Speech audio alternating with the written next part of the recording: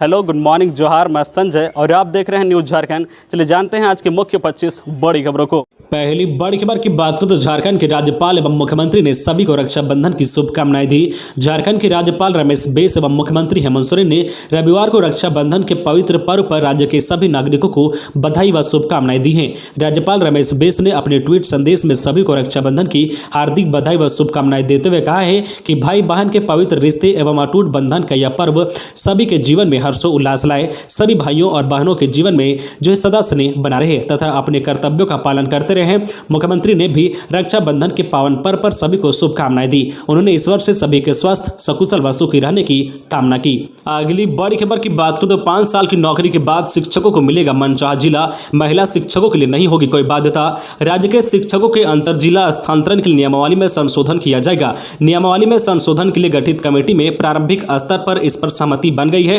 Committee इस माह के अंत तक अपनी रिपोर्ट शिक्षा सचिव को सौंप देगी। इसके बाद आगे की प्रक्रिया पूरी की जाएगी। राज्य में शिक्षकों को 5 साल की सेवा पूरी होने के बाद पूरे सेवा काल में अंतर जिला स्थानांतरण का अवसर मिल सकता है। इसके तहत शिक्षक अपने गृह जिला का भी चयन कर सकते हैं। महिला शिक्षकों के स्थानांतरण के लिए वर्ष की बाध्यता नहीं होगी। शिक्षक स्थानांतरण नियमावली 1994 में यह प्रावधान था, परंतु 2019 की नियमावली में जो है सामान्य परिस्थिति में शिक्षकों के अंतर जिला स्थानांतरण का प्रावधान समाप्त कर दिया गया था। नियमावली में संशोधन में अंतर जिला स्थानांतरण को लेकर फिर से 1994 की नियमावली के प्रावधानों को लागू किया जा सकता है। वैसे शिक्षक जो झारखंड के नहीं हैं उन्हें भी अपनी इच्छा के अनुरूप जिला चयन का अवसर दिया जा सकता है। अगली बड़ी खबर की बात करें तो झारखंड के इन जिलों में आज हो सकती है बारिश व वज्रपात। झारखंड की राजधानी रांची, चतरा, गुमला, हजारीबाग, लातेहार, लोहरदगा एवं कोडरमा में आज बारिश हो सकती है। मौसम विभाग के अनुसार हल्के से लेकर मध्यम दर्जे की बारिश होगी। इस दौरान जो मेघा गर्जन और वज्रपात की भी आशंका जताई गई है। ऐसा में घरों से बाहर निकलते वक्त सावधान रहे और सुरक्षित स्थान पर ही रहे। मौसम केंद्र के अनुसार 27 अगस्त तक मौसम में विशेष बदलाव की उम्मीद नहीं है। 23 अगस्त यानी आज कहीं कहीं हल्के से लेकर मध्यम दर्जे की बारिश हो सकती है। वही पिछले 24 घंटे में भी जो है मानसून सामान्य रहा है और कई क्षेत्रों में हल्के से लेकर मध्यम दर्जे की बारिश रिकॉर्ड की गई है। अगली बड़ी खबर की बात करें तो रांची डीसी का निर्देश, टीकाकरण नहीं कराने वाले शिक्षकों के लिए लगाएं स्पेशल कैंप। रांची के उपायुक्त छवि रंजन ने जिला शिक्षा पदाधिकारी को निर्देश दिया है कि वैसे शिक्षकों को चिन्हित करें जिन्होंने अभी तक टीकाकरण नहीं लिया है। इनके लिए स्पेशल कैंप लगवाया जाएगा। जिला शिक्षा पदाधिकारी को निर्देश दिया गया है कि इस कार्य में किसी भी तरह की लापरवाही नहीं बरती जाएगी। टीकाकरण को लेकर जिला शिक्षा अधीक्षक और जिला शिक्षा पदाधिकारी को स्कूलों व शिक्षकों के साथ समन्वय स्थापित करने को कहा गया है। जिन स्कूलों में टीकाकरण से वंचित शिक्षक और छात्र की ज्यादा संख्या है वहां जो कैंप लगाकर वैक्सीनेशन करवाने के लिए कहा गया है। उपायुक्त ने कहा है कि जिन स्कूलों में कक्षाएं चल रही है वहां से वैक्सीनेशन सेंटर शिफ्ट किया जाएगा। अगली बड़ी खबर की बात करें तो ठंडा पड़ा विवाद तो खत्म हुआ इंतजार। 24 को केंद्रीय स्वास्थ्य मंत्री करेंगे ओपीडी का उद्घाटन। केंद्रीय स्वास्थ्य मंत्रालय ने एम्स देवघर के ओपीडी उद्घाटन की तिथि तय कर दी है। मंगलवार सुबह 10 बजे केंद्रीय स्वास्थ्य मंत्री मनसुख मंडाविया दिल्ली से वर्चुअल उद्घाटन करेंगे। केंद्रीय मंत्रालय ने इसकी सूचना मुख्यमंत्री हेमंत सोरेन को भेज दी है। हालांकि राज्य सरकार ने इस आशय की सूचना शनिवार रात तक जिला प्रशासन देवघर को नहीं आई थी, लेकिन केंद्रीय स्वास्थ्य मंत्रालय की सूचना पर एम्स प्रबंधक कार्यक्रम की तैयारी में जुट गया है। निर्देशक डॉक्टर सौरभ ने बताया कि 24 अगस्त को एम्स ओपीडी का उद्घाटन की तिथि स्वास्थ्य मंत्रालय ने तय कर दिया है। केंद्रीय स्वास्थ्य मंत्री एवं केंद्रीय शिक्षा राज्य मंत्री इसका वर्चुअल उद्घाटन करेंगे। खबरों में आगे बढ़ने से पहले आपसे रिक्वेस्ट है कि अगर आप चैनल को सब्सक्राइब नहीं किए हैं तो प्लीज चैनल को सब्सक्राइब करके बेल आइकन प्रेस कर दें, जिससे आपको झारखंड की हर छोटी बड़ी खबर का अपडेट आप तक पहुंचता रहे। चलिए बढ़ते हैं खबरों की ओर। अगली बड़ी खबर की बात करें तो गुमला में पीएलएफआई उग्रवादी गिरफ्तार। कई मुठभेड़ में पुलिस से बचकर भाग निकला था पीएलएफआई एरिया कमांडर। लोडेड देसी रिवॉल्वर समेत एक गोली बरामद। पुलिस ने कई मुठभेड़ में बचकर भाग निकलने वाले पीएलएफआई के एरिया कमांडर जोहन टोपनो उर्फ जो है जोन टोपनो को हथियार के साथ गिरफ्तार कर लिया है। जोहन टोपनो पुलिस से हुई मुठभेड़ में भाग निकला था। उसने जो है 4 जिलों में आतंक मचा रखा था। पुलिस को इसकी काफी दिनों से तलाश थी। हालांकि पुलिस की इस कार्रवाई में जो है जोहन टोपनो के साथ मौजूद 2 और उग्रवादी भागने में कामयाब रहे हैं। यह जानकारी एसपी डॉक्टर एहसाम वकारिब ने रविवार को दी है। अगली बड़ी खबर की बात करें तो पूर्व सिंहभूम जिले के 23 लाख लोगों को खिलाई जाएगी फिलेरिया की दवा। आज स्वास्थ्य मंत्री करेंगे शुरुआत।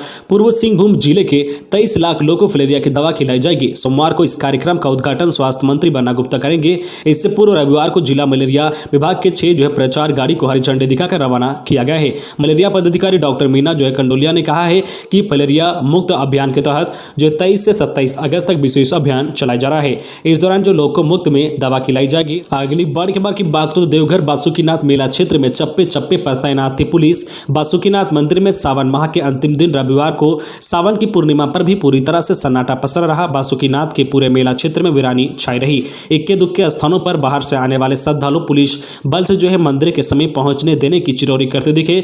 जो प्रशासन की व्यवस्था चप्पे चप्पे पर दिख रही थी। चहुवार वर्दी में तैनात पुलिस बल के जवान व पदाधिकारी सक्रियता के साथ अपनी ड्यूटी में सक्रिय दिखे। बासुकीनाथ मंदिर आने के रास्ते में दुमका देवघर मुख्य मार्ग नंदी चौक, दर्शनिया चौक, सराडीहा चौक, बाईपास रोड, काली मंदिर चौक, दुर्गा मंदिर चौक, नागनाथ चौक के रास्ते भारी संख्या में पुलिस बल जवान दिखे। अगली बड़ी खबर की बात करें तो झारखंड के 89 मॉडल स्कूलों में नियुक्त होंगे अंग्रेजी माध्यम के 979 शिक्षक। झारखंड में राष्ट्रीय माध्यमिक शिक्षा अभियान के तहत खोले गए 89 मॉडल स्कूलों में पहली बार अस्थायी शिक्षकों की नियुक्ति होगी।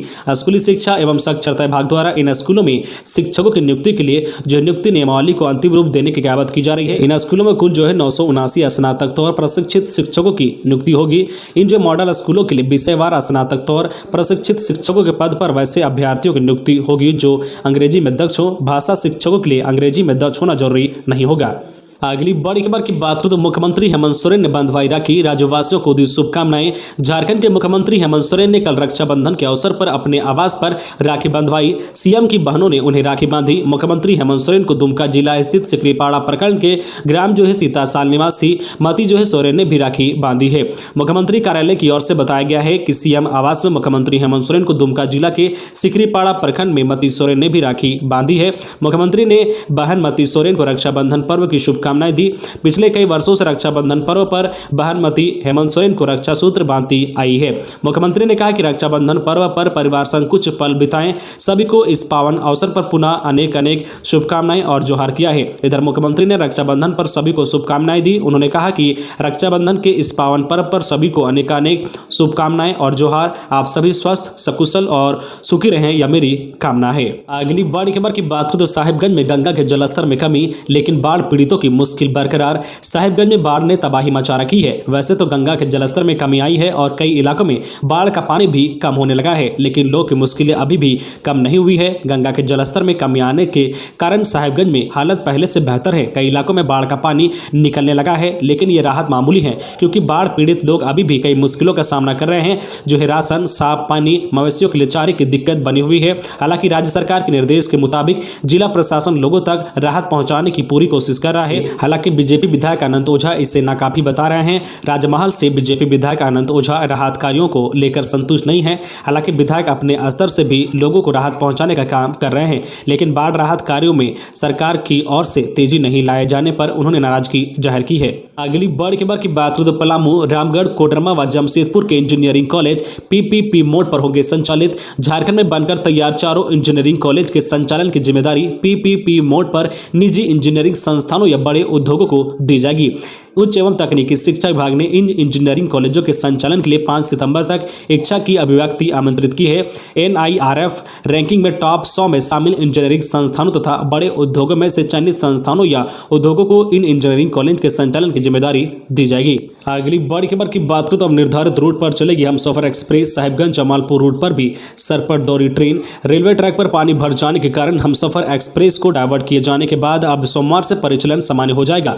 भागलपुर से जमालपुर रेलखंड के बीच परिचालन बहाल कर दिया गया है। वहीं साहिबगंज के जमालपुर रेलखंड होकर गुजरने वाली सभी ट्रेन भी रविवार से पूरी तरह सामान्य रही। सोमवार से हमसफर एक्सप्रेस अपने तय रूट पर चलेगी। रेलवे की ओर से ट्रायल लिए जाने के बाद हमसफर एक्सप्रेस को अब तय रूट पर ले जाने की अनुमति मिल गई है। अब ट्रेन में कोई डायवर्शन नहीं होगा। यातायात निरीक्षण पवन कुमार ने इस मामले में आश्वस्त करते हुए कहा कि हमसफर का परिचालन अब पुराने रूट पर होगा। डायवर्शन खत्म हो गया है, इसलिए कहीं कोई परेशानी नहीं है। अगली बड़ी खबर की बात करें तो झारखंड के इस जेल में अनोखी पहल, खुलेंगे शिक्षा के द्वार। उच्च शिक्षा के साथ साथ कंप्यूटर में दक्ष होंगे बंदी। कोडरमा के मंडल कारा में विभिन्न अपराधों में बंदी शिक्षित होने के साथ साथ कंप्यूटर में भी दक्ष होंगे। जी हां, इसको लेकर प्रशासनिक तैयारी जोरों पर है। बंदियों के लिए पूरी तरह शिक्षा के द्वार खोलने की तैयारी है। कोडरमा के उपायुक्त आदित्य रंजन ने कहा है कि जेल में लर्निंग सेंटर व इग्नू के तहत पढ़ाई करने की तैयारी है। इस तरह की शुरुआत महीने पहले हजारीबाग में की थी। वहां यह सफलतापूर्वक संचालित हो रहा है। एक तरफ जहां बंदियों के लिए नेशनल इंस्टीट्यूट ऑफ ओपन जो है स्कूलिंग के तहत 12वीं तक की शिक्षा दिलाने की तैयारी है, वहीं उच्च शिक्षा के जो इच्छुक बंदियों के लिए Indira Gandhi national open university से पढ़ाई कराने की योजना है। अगली बड़ी खबर की बात करें तो भारतीय राजनीति के एक युग का अंत, कल्याण सिंह के निधन पर बोले केंद्रीय मंत्री अर्जुन मुंडा। उत्तर प्रदेश के पूर्व मुख्यमंत्री कल्याण सिंह के निधन पर केंद्रीय जनजातीय मामलों के मंत्री अर्जुन मुंडा ने गहरा शोक व्यक्त किया है। उन्होंने कहा कि कल्याण सिंह के निधन से भारतीय राजनीति के एक युग का अंत हो गया है। जन जन के हृदय में बसने वाले प्रखर जो है राष्ट्रवादी कल्याण सिंह जैसे महान व्यक्तित्व वाले ही बिरले ही मिलते हैं। केंद्रीय जनजातीय मामलों के मंत्री अर्जुन मुंडा ने कहा है कि कल्याण सिंह के निधन से देश ने एक सच्चे जो राष्ट्रभक्त, ईमानदार व धर्मनिष्ठा राजनेता को खो दिया है। अगली बड़ी खबर की बात करें तो देवघर सदर अस्पताल में अब ऑक्सीजन की नहीं होगी कमी। देवघर सदर अस्पताल में जिले का पहला ऑक्सीजन प्लांट शुरू हो गया है। देवघर विधायक नारायण दास के विधायक निधि से ऑक्सीजन प्लांट तैयार किया गया है। रक्षाबंधन के मौके पर जिले वासियों के लिए स्वास्थ्य विभाग ने एक बेहतरीन तोहफा दिया है। देवघर सदर अस्पताल के कैंपस में ऑक्सीजन प्लांट का देवघर विधायक नारायण दास, देवघर डीसी मंजुनाथ भजंत्री और सिविल सर्जन की मौजूदगी में जो है नारियल फोड़कर ऑक्सीजन प्लांट का उद्घाटन किया गया है। मौके पर देवघर डीसी मंजुनाथ भजंत्री ने कहा कि यह ऑक्सीजन प्लांट जिले का पहला ऑक्सीजन प्लांट है। इसी के तर्ज पर देवघर एम्स जो है मधुपुर पुराना जो है सदर अस्पताल में भी ऑक्सीजन प्लांट बनकर तैयार है। अगली बड़ी खबर की बात करें तो बहनों ने वीर जवानों की कलाई पर बांधा रक्षा सूत्र। रक्षाबंधन के पावन दिवस पर रोटरी क्लब ऑफ चाईबासा के तत्वाधान में रविवार को सीआरपीएफ 197 बटालियन के जिला स्कूल कैंप में जो सीआरपीएफ जवानों के साथ रक्षाबंधन कार्यक्रम बंधन प्यार का मनाया गया। यह कार्यक्रम एसआर रुंगटा ग्रुप द्वारा आयोजित था। कार्यक्रम के मुख्य अतिथि सीआरपीएफ पुलिस जो उप महानिरीक्षक ऑपरेशन जो है सानंद कमल ने कहा कि भाई बहन के इस पावन पर्व पर क्लब सदस्यों द्वारा अपने घर से दूर रहकर अपने कर्तव्यों के पालन हेतु सदैव तत्पर रहने वाले वीर जवानों की कलाई पर बहनों द्वारा राखी जो है रूपी रक्षा सूत्र बांधकर जहां एक और जवानों की जो खुशी बढ़ाई गई है तो दूसरी ओर यह एहसास भी कराया गया है कि हम सब एक परिवार हैं, भारत माता की संतान हैं। अगली बड़ी खबर की बात करें तो बिहार में बाढ़ से झारखंड प्रभावित। रांची, बोकारो और जमशेदपुर डायरी को भागलपुर से दूध मिलना बंद। बाढ़ का असर न सिर्फ बिहार बल्कि इसका प्रभाव झारखंड पर भी देखने को मिल रहा है। रांची, बोकारो और जमशेदपुर डायरी को भागलपुर से दूध की सप्लाई बंद कर दी गई है। जिन गांवों से दूध का सर्वाधिक उत्पादन होता था वह बाढ़ में डूबे हैं। भागलपुर डायरी के पास कुल जो है आवक का आधा दूध ही पहुंच रहा है। भागलपुर में की जाने वाले दूध की आपूर्ति पर असर ना पड़े इसके लिए झारखंड की सप्लाई बंद कर दी गई है। बाढ़ आने से पहले जो है भागलपुर डायरी में 20,000 लीटर दूध विभिन्न गांवों के पशुपालकों द्वारा भेजा जाता था, जिसे भागलपुर डायरी की गाड़ियां लाती थी। गंगा व कोसी का जलस्तर बढ़ने से आपूर्ति 10,000 लीटर हो गई है। दूध व दूध के विभिन्न उत्पादकों के खरीदार कम होने के बजाय बढ़ गए हैं। ग्राहकों की मांग को देखते हुए दूध झारखंड के 3 जिलों को भेजा जाता था, उससे भागलपुर की मांग को पूरी किया जा रहा है। तो ये थी आज की झारखंड की टॉप बड़ी खबरें। इसी तरह झारखंड की हर छोटी बड़ी खबर देखने के लिए आप हमारे चैनल न्यूज झारखंड चैनल को सब्सक्राइब करके बेल आइकन प्रेस कर दीजिए, जिससे आपको झारखंड की हर छोटी बड़ी खबर का अपडेट आप तक पहुंचता रहे। तो आज के लिए बस इतना ही, हमें दीजिए इजाजत, फिर मिलते हैं नेक्स्ट न्यूज में।